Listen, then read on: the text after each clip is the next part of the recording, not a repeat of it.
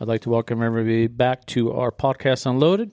This is Michael Seahorn. And Shannon Morrow. And we are glad to be back with our listeners out there. Shannon, how's it going? Well, man, how are you doing, Michael? Doing good too, man. I got a little free time this weekend. Just going to be alone by myself with the dogs, man. Heck yeah, man. There's nothing better than free time. Yeah. Just, a little rest. We don't get enough of that these days.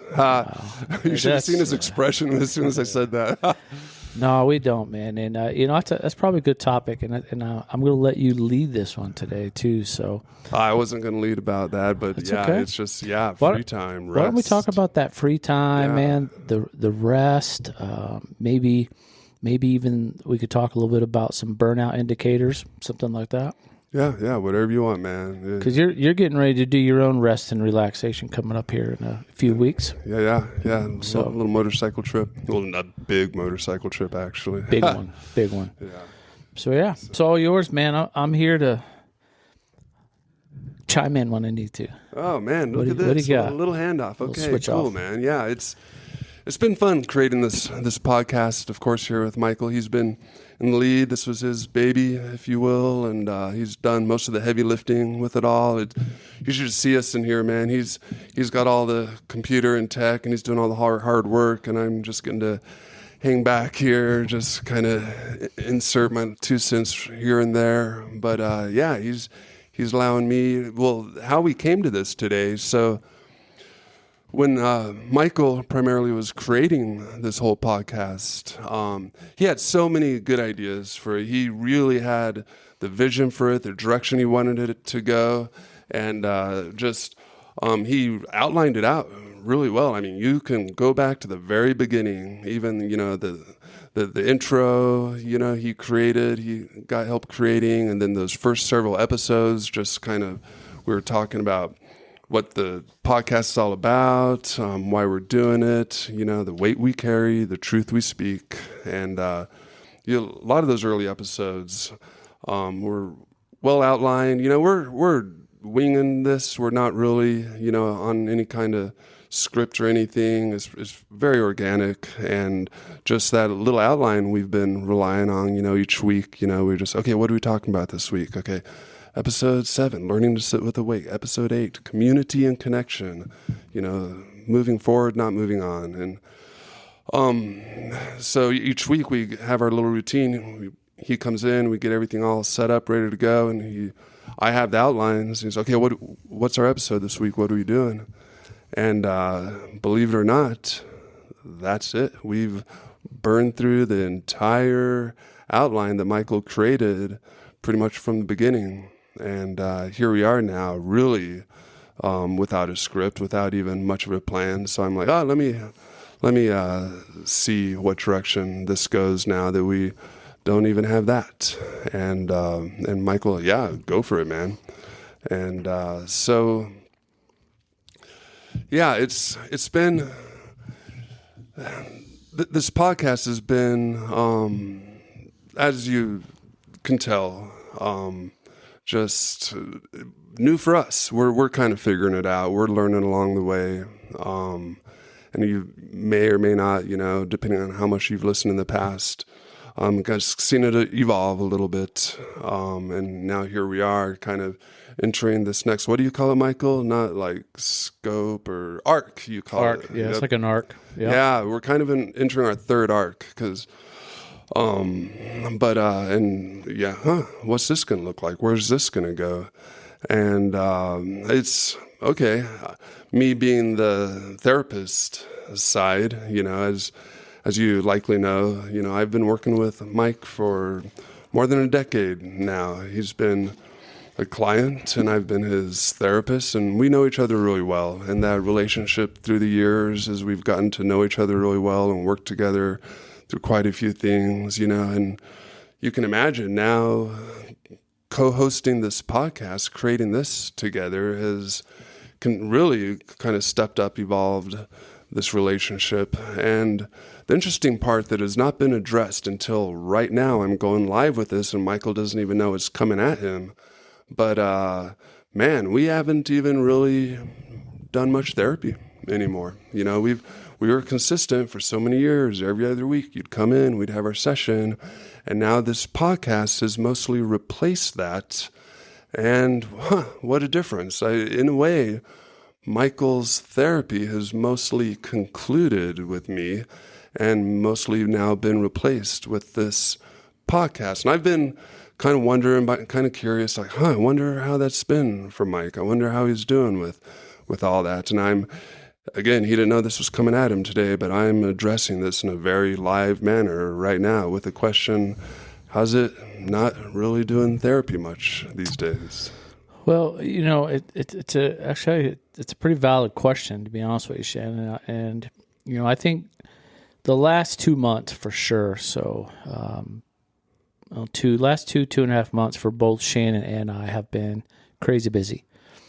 Just our calendars have been packed, but we still want to be dedicated to the listeners and to the podcast. So we've been double recording some days and, dang near triple recording just so we can get you guys content out there. But every week, we committed to every week. We're going to drop one every week. And we're going to stick with that. So we're filling the gaps when we need to fill those gaps. But to answer your question candidly, it's, I depend on our talks through the month. Now, the listeners have gotten a little bit more, they've gotten a little bit clear insight into a little bit of how our therapy is because of some of the past podcasts lately, right? Because they've been very personal to me, or we've talked about some things that I've been going through, you've been going through, and that's exactly how our actual 1 hour sessions are. It's just personal stuff that we're struggling with. Some weeks, maybe not so much. Yeah. It's a little lighter. Some weeks are very, very heavy. Yep.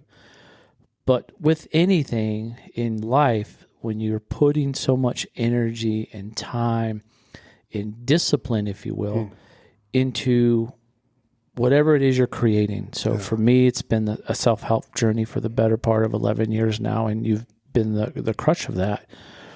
So when we started the podcast, we were still pretty regular on getting at least one therapy session a month in, usually 2.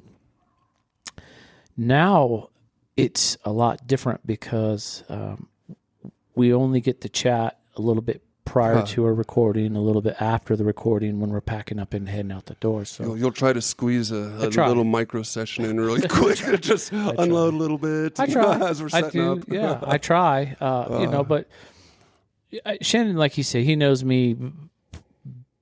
He probably knows me better than even my closest people, my intimate family circle. So, he knows when something's really going on, and he's pretty intuitive on just making sure, hey, checking in, making sure that I'm good, and I appreciate the crap out of that. But my hope is once we get through these June, July probably, and then definitely once we get into the August timeframe, hopefully Shannon and I will be kind of back on track, and I'll be back in doing a normal session, because for me personally, I have to have that. Have to. Not want to. I have to have that because when you've created that discipline, your mind and your subconscious then looks forward to that, right? Because it's a normal part of my routine. It's like when I don't exercise in the morning, or I don't get a chance to read or journal. Like you miss it. You're like, damn, I missed that, right? So to answer the question, if I didn't answer it very clearly, I'm missing it. I look forward to getting back into that here in the next month or so after Shannon gets back from playing Evil Knievel or whatever he's doing. Yeah. Most people might not even know who that is. We'll let that one go. We'll just let that slide evil, out. But yeah, not as brave. You say you have to have it, and that's a big Strong statement. Yeah, have to. And, thank you for comparing it to other regular practices that very much benefit it, such as exercise. We come to rely on the routine, the discipline, how much it benefits us. And so, yes, of course, and, which it does kind of, from my side over here as a therapist, part of our training is in a way, we're supposed to kind of be working toward putting ourselves out of business with each client, right? Like we don't want to create too much dependency, and not that that's take that for what that means, you know, not like real like other kinds of dependency, but just that, like, okay, yeah, of course. Having regular therapy is very beneficial, and we really look forward to it, myself included, my own personal journey with my own therapist. And okay, I very much understand. And this is an interesting balance for mental health providers, because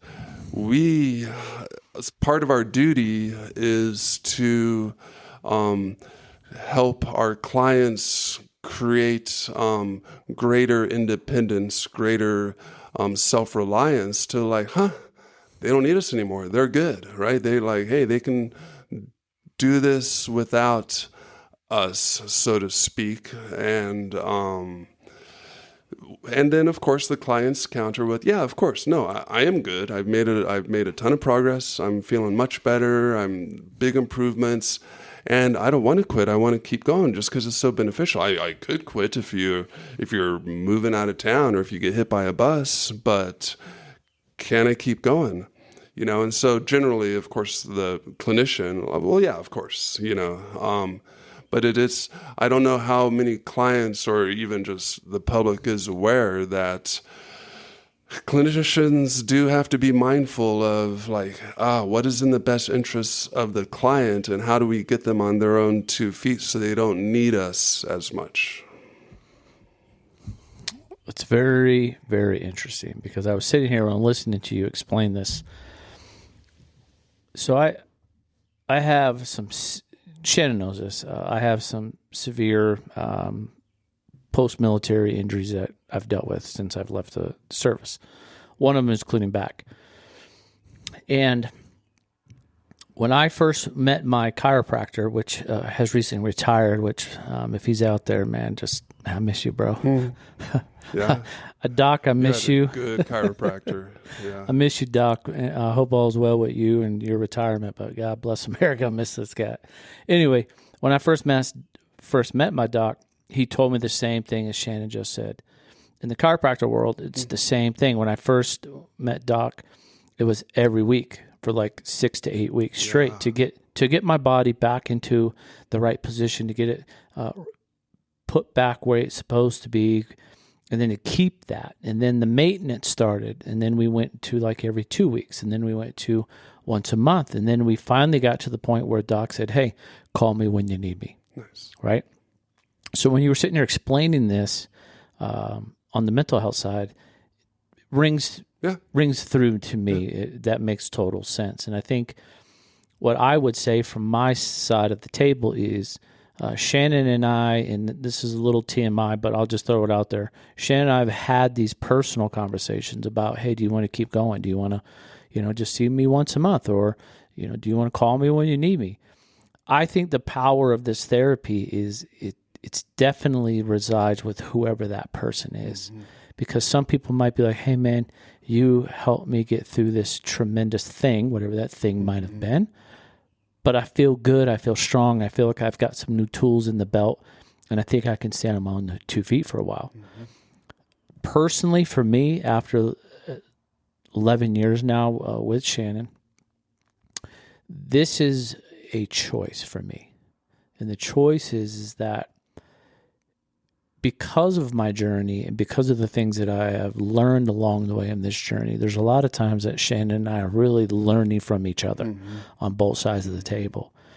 So I don't really look at our session as therapy in this, maybe in the clinical definition. I look at it as, hey man, this is my confidant. He's a trained professional.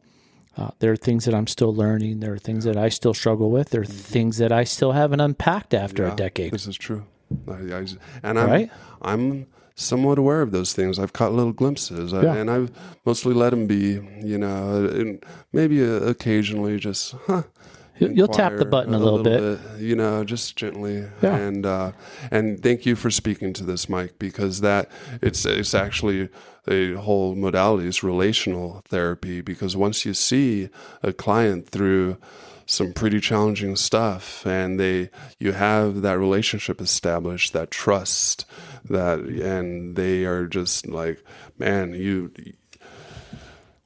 do know them better than most people know them, because within the confidentiality, within the safe space, within the professional standards, there is just that comfort to really be seen. That one of my favorite, you know, kind of, I can't like call him a mentor. I've never met him, but one of the OGs of therapy, Carl Rogers, you know, unconditional positive regard.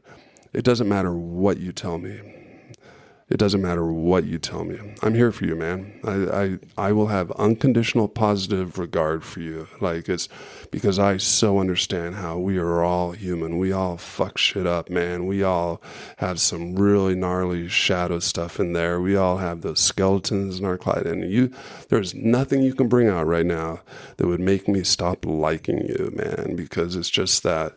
And having that safety, having that trust, that confidence within the confidentiality, you know, it's a pretty powerful relationship between clinician and client that is created. And it's very understandable how many of these relationships continue for years and years, just because where else are you going to go? Sometimes clinicians retire or move, and yeah, it's hard. We often hear from clients, it's hard to start over. You know, it's hard to meet day one. Who are you? What's your story? You know, after so many years of someone who knows you so well, and when you start talking about that thing, they have the knowledge to like circle back around and, oh wait, but kind of challenge this or give that perspective a little bit, or just kind of reframe or reflect that. And it's it just, to be honest, it makes it difficult sometimes when necessary for what they call forgive the term, but it makes sense when clinicians or clients, it goes both ways. It's time to break up, you know, and in fact, years ago, I had to break up with Michael when I was leaving the VA, because Michael and I, as you probably know the story from previous episode, Michael and I met when I was employed by the VA as a clinician. Michael came in, what's the psychotherapy bullshit? I don't want to do this, whatever. But he was going through some really tough stuff in his life, and we met. And then when I chose to resign from the VA, take a clinical director position for a little nonprofit, I had to break it to all my clients. Yep, I'm out. I'm done. This is my last. I got 2 weeks left. This is our last session. And I remember the day I had that conversation with Mike, and for a moment, he kind of dissociated. He was like, "You didn't hear me," and I a couple seconds later, I recognized, oh wait, he didn't actually comprehend what I just told him, and I had to circle back around and like, no, actually, bro, I'm out. And then like, what? Like, oh, whoa, and you're cool as hell, man. You're super happy for me moving on. You're super supportive. Of course, it's Michael, cool as hell, man, and you know, but there's that like both sides, you know, like, whoa, oh damn, oh shit, okay, wow, happy for you, man, and oof, this is gonna be hard for me, and like, unfortunately, as circumstances, you know, it was year and a half, less than 2 years. Yeah, it was about a year and a half. Yeah, and then finally, as my private practice was up and going pretty strong, I called Michael and said, hey, just an option if you wanted to return, and so here we are today. Yeah, it was tough, man. And I think after you left the vet center, I think I went to one appointment after that, and I don't remember the gentleman's name. Nice guy, not for me. Yeah, not for me. Yeah. And again, I was in a different place, different time, and different space for sure. But you know, I definitely would say that was a very challenging year and a half for me. However, did force me to do other things to try to figure out if I wanted to continue being a better human being or not. So it was difficult for sure, but I was absolutely, thrilled for you and your opportunity to get out of that environment and do your own thing, right? Because we can always connect the dots looking backwards, man. You can look back now and go, man, it all made sense. Well, shit, that day didn't make sense to me. It was like, well, what the hell do I do now? Who do I talk to? Yeah. So I get it, man. It is heavy on both sides. I don't think it's one or the other. I think it's for both people, the therapist and, the counseled, if you will. Mm-hmm. But, like Shannon said, when he called me, it wasn't even, I didn't take a second. I'm like, yep, put me on the calendar, man. I'm back, and as they say, the rest is history. Yeah, here we are. Yeah. Michael, thank you for addressing the difficulty on both sides. And yet it is, as I mentioned earlier, kind of in our training, we look at this a little. Difficulty does often inspire growth. It is through difficulty, like you just said, thank you, I wasn't as aware of this.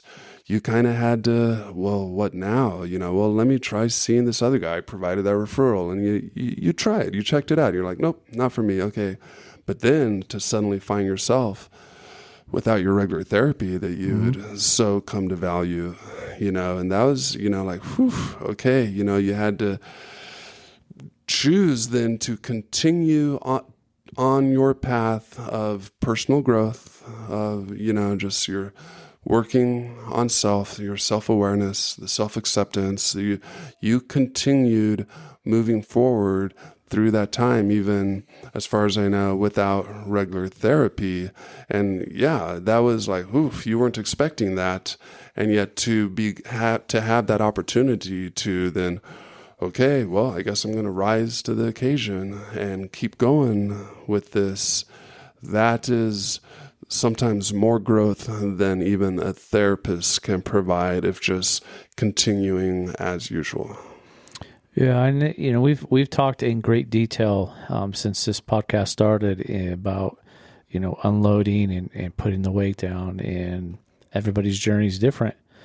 What I will say, in anything that I've ever done in my personal life, whether it's been my fitness years or health years or mental health or whatever the case may be, man, if you just really pour that energy into something because it means something to you, the sky's the limit, man. In my opinion, when you're truly pouring energy into something that you really believe in, not something that you just saw on TikTok or YouTube or some other social media platform. That, that looks cool, and then it burns out real quick and goes away. It's because it wasn't true to you. Things that are true to you and that you're pouring that energy into, man, you get so much traction, and you get a lot more bang for your buck, if you will. When we parted our way, it forced me to figure out I could quit and give up. That's easy peasy, man. So fucking easy to quit. Good enough. I made this. Yeah. Okay. I did my thing. Peace out. I'll go live life, and then slip back to the guy that I used to be. I chose a different path. Yep.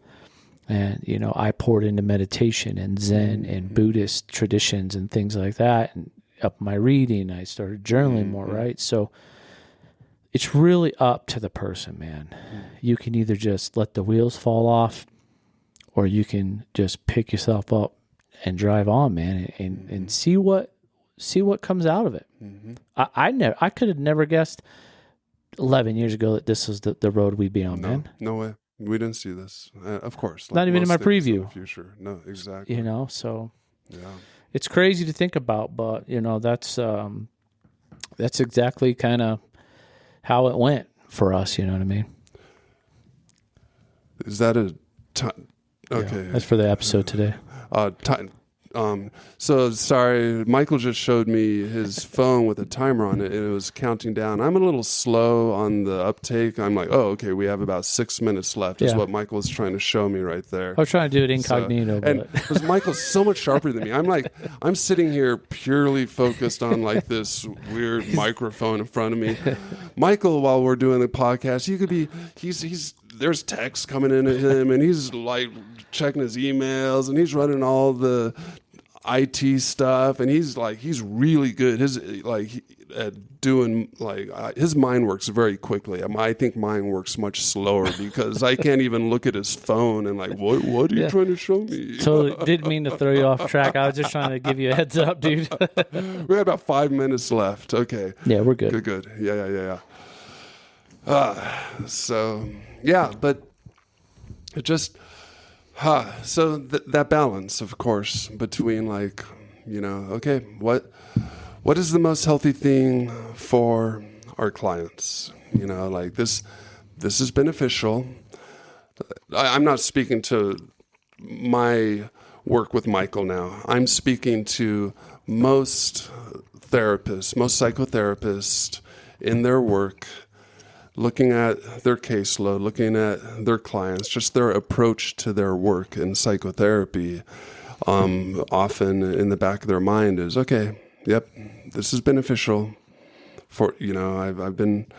My client came in to see me about these things. We've mostly worked through these things. There's been some resolution. There's been some insight. There's been some growth. Cool. We're okay. We can keep going. There's always more stuff under there. There's always new stuff coming up. And it often does keep going for a while, and it remains beneficial. While also sometimes, would it be more beneficial to hey, we've had some resolution. We've check out the treatment plan. We've achieved our goals, right? And how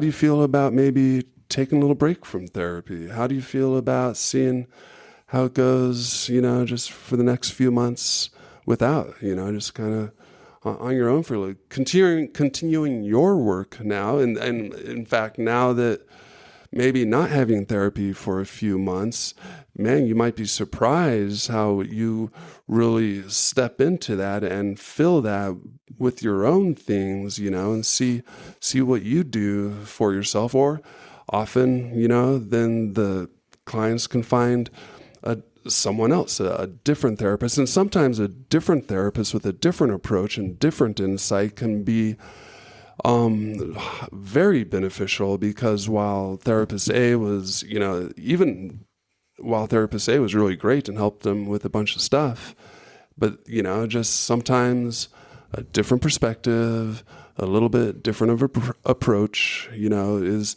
you're just getting differences, which can also be very valuable. So it's just one thing that a lot of clinicians, I hope, kind of keep in the back of their mind. You're just always kind of considering what's best for their clients, even if it means hey, how about a little break, from the therapy? And that was not my intent here with Michael. It was just hey man, summer's been kind of crazy. This podcast has, of course, taken priority, and we haven't gotten a therapy session in for more than a couple months now. And for him to be game, for him to let me bring that up live today I just blindsided him with this. And it was a valuable discussion, though. And thank you, Michael, for having it with me. Yeah, no, it's been good, and listeners get to hear me ramble on enough. So it's good to hear from your side of the table, because rambling because it is important for all of our listeners out there to really understand each of us from a different side of the table, because that's what makes us tick so well. I don't have really anything to hide these days. If I feel that it's a value to the listeners and there's value in it for somebody out there that might be going through something similar, then I'm all about it. Shannon knows me so well. If I don't want to talk about it, I'll literally just say, no, I'm not comfortable talking about that. Yeah, you do have some things that you wouldn't be comfortable about talking. Yeah, no, of course. But, I'm open enough in this environment for our podcast listeners just to say, hey, I'm not cool talking about that right now, right? Nice. And to be able to just clearly set that boundary. Yeah. Just no, not going to talk about that. Yeah. That's healthy.